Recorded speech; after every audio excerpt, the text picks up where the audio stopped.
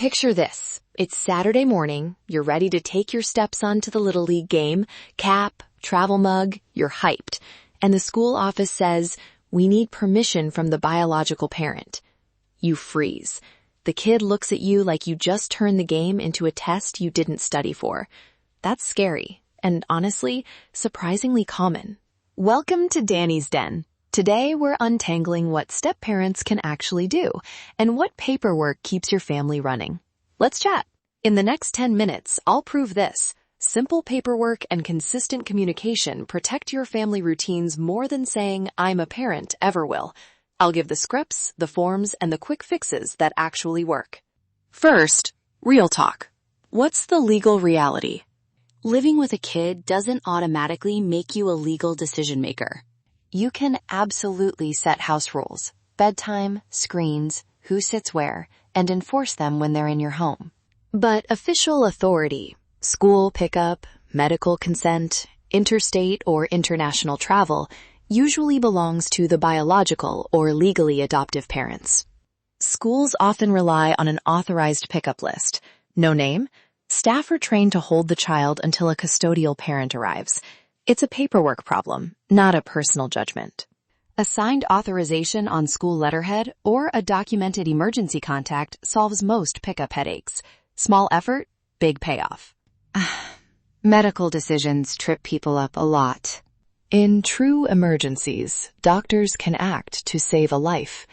Outside of that, many clinics want a parent or legal guardian's consent. A notarized medical authorization or a healthcare power of attorney signed by the custodial parent gives you clean authority for routine care, vaccines, appointments, even signing sports physicals.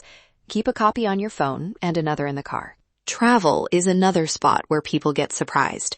Airlines and border officials often ask for written consent from the non-traveling parent for minors. If you're doing local weekend drives, it's usually fine. But for interstate or international trips, carry a signed permission letter and ID copies.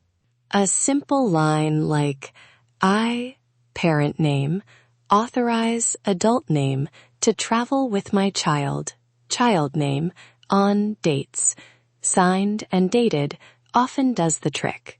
Now, let's clear up a few common misconceptions so you don't end up in court over something avoidable.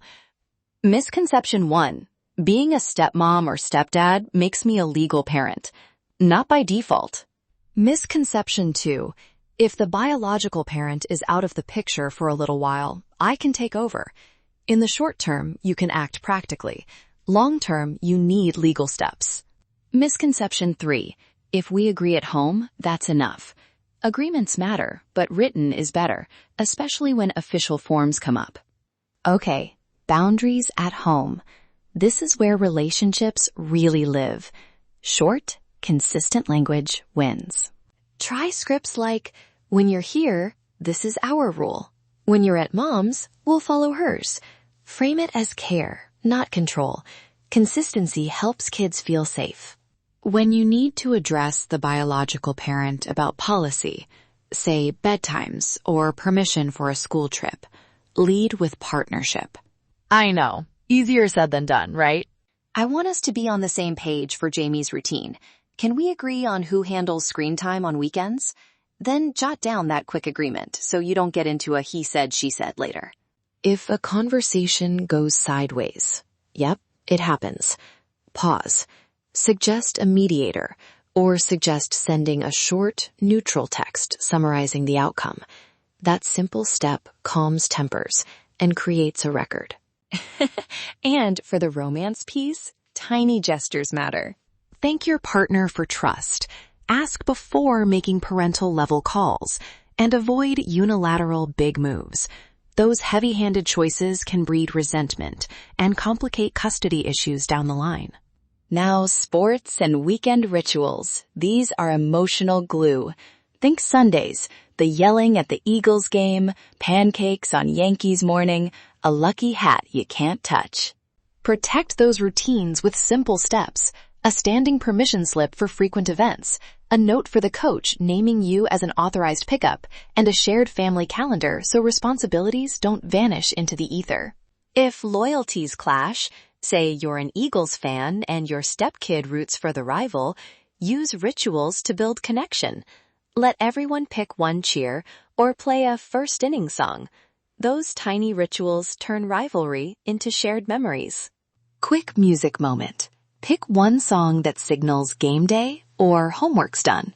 For me, early 2000s R&B does that warm, familiar lift.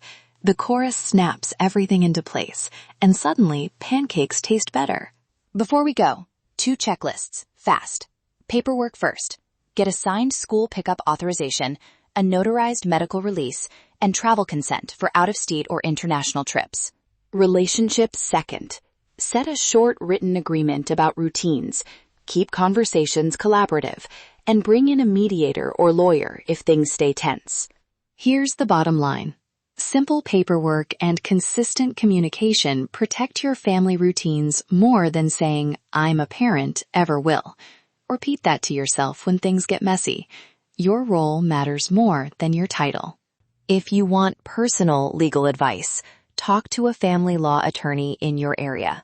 What we cover here is general information, not a substitute for counsel. Thanks for listening to Danny's Den. Check the show notes for a downloadable checklist, sample permission letters, and templates you can use. If you found this helpful, please subscribe so you don't miss future episodes. Let's chat.